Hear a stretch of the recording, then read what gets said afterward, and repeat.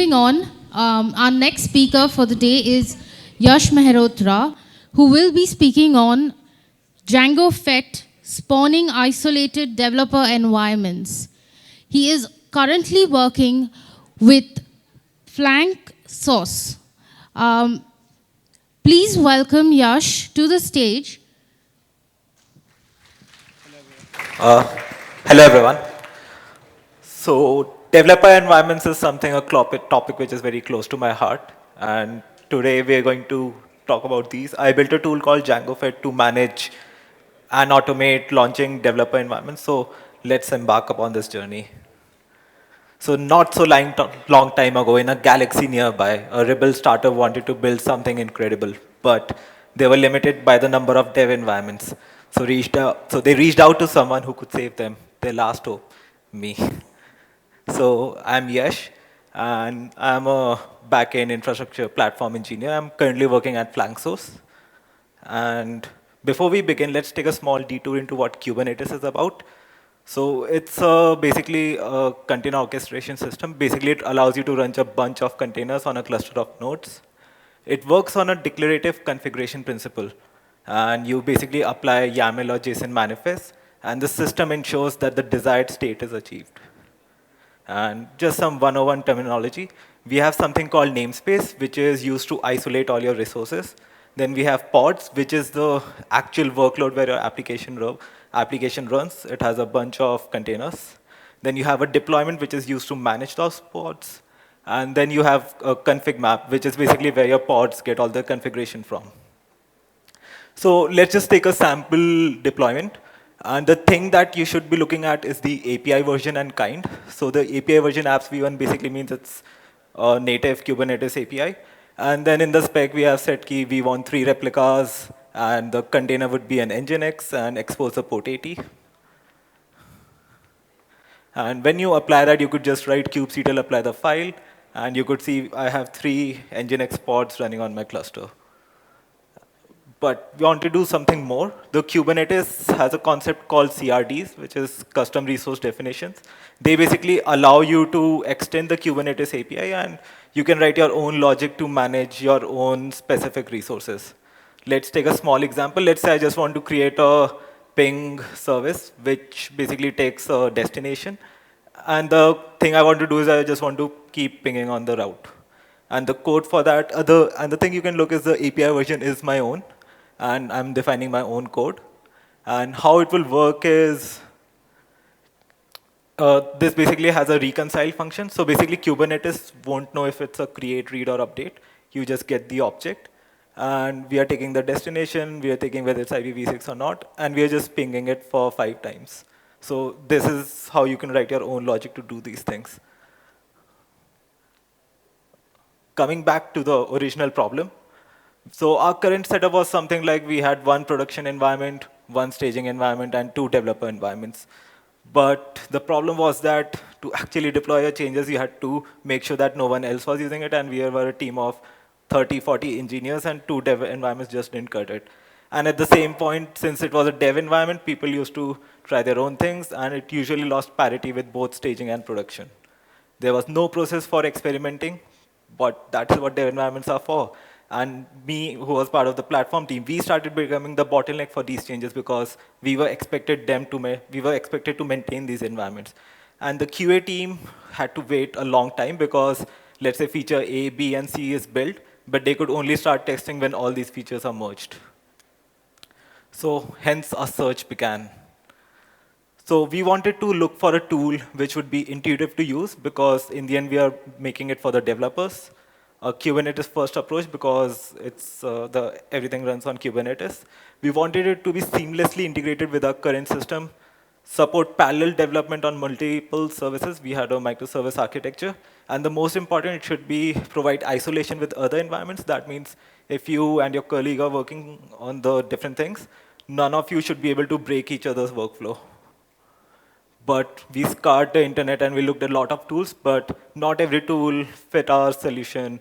Most of them had a learning curve, and many were in active development, not good for production.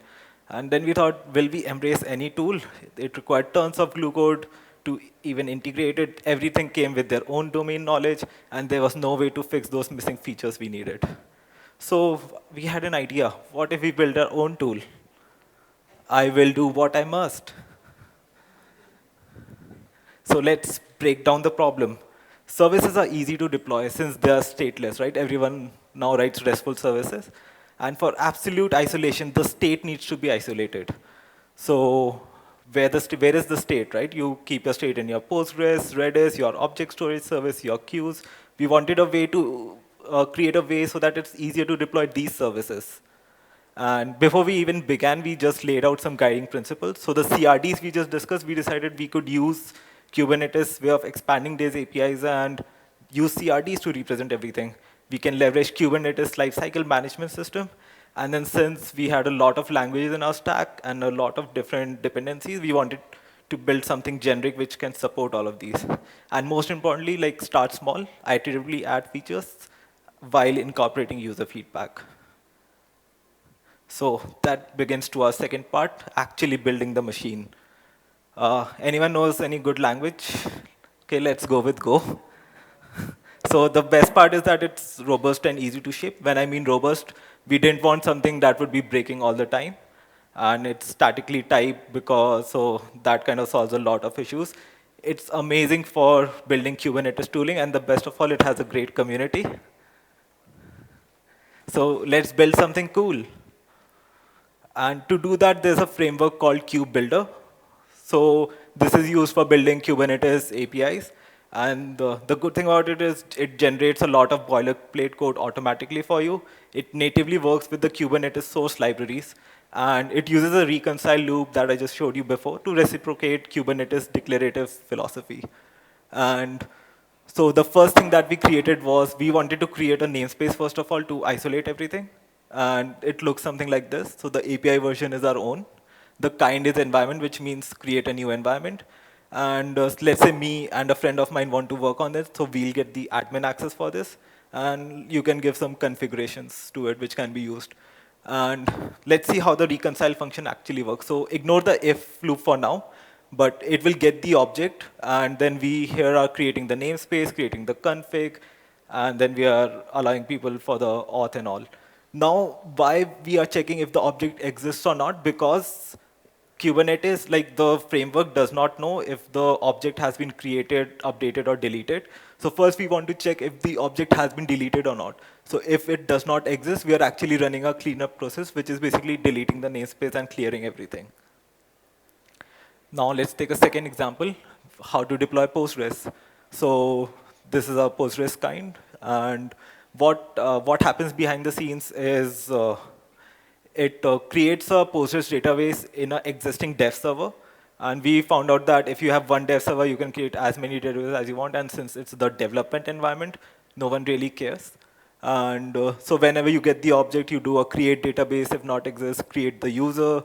And when that object is actually deleted, we just say, OK, then delete the database from the server.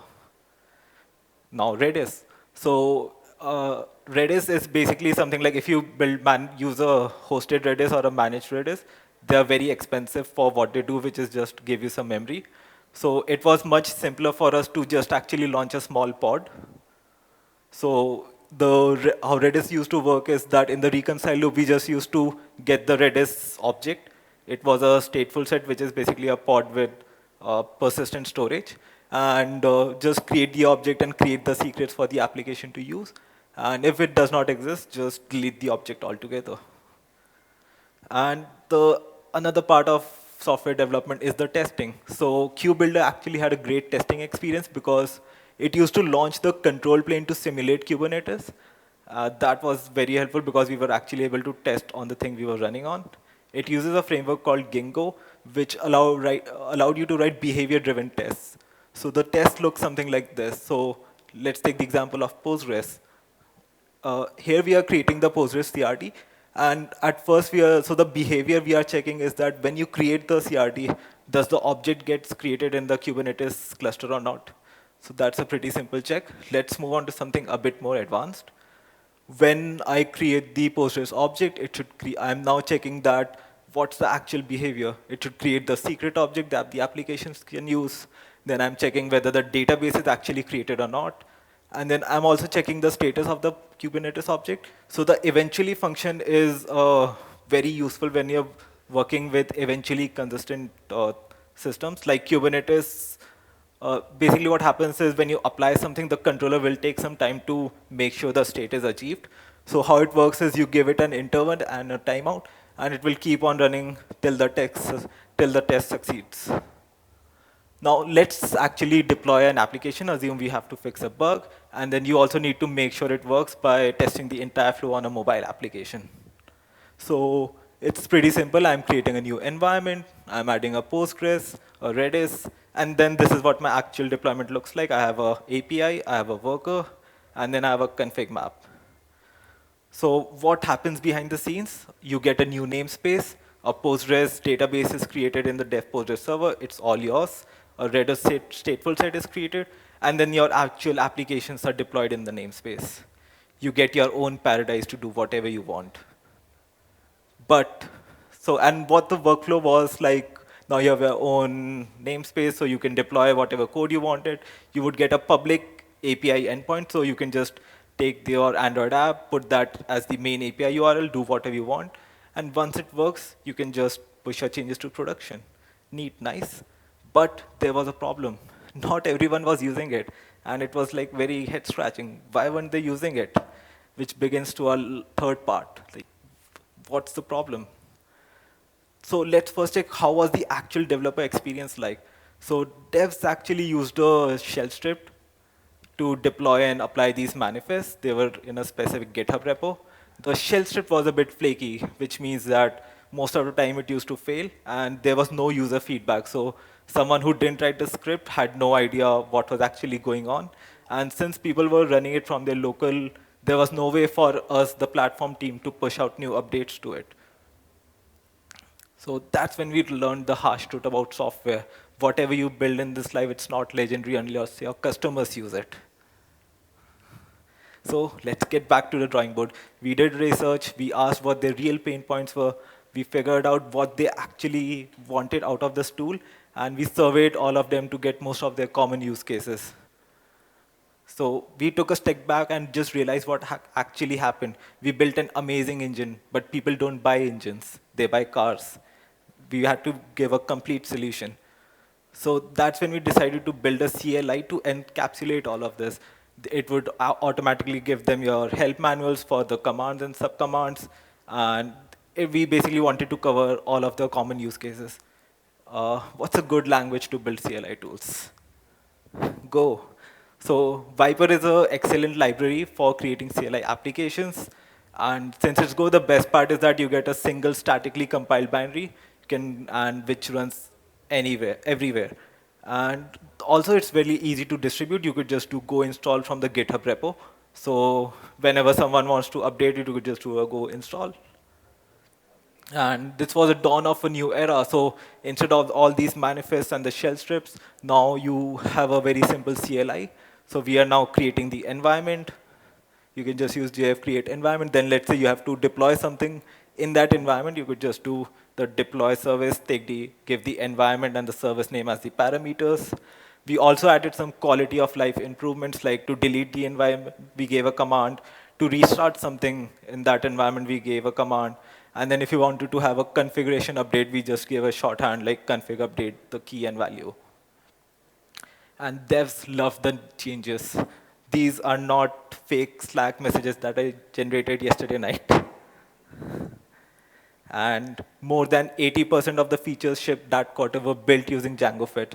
The balance was finally restored. And that's how we end our journey. But what did we actually learn? There's always this stigma of build versus buy. And sometimes it's okay to build in-house tools if basically you think you can justify the purpose, and if none of the buy tools solve your use case. Go is great for extending upon Kubernetes. Always gather early feedback and iterate, and remember who you're building for. It's the customers who use it, and make sure so customer obsession should always be the key. And that's it. Thank you very much.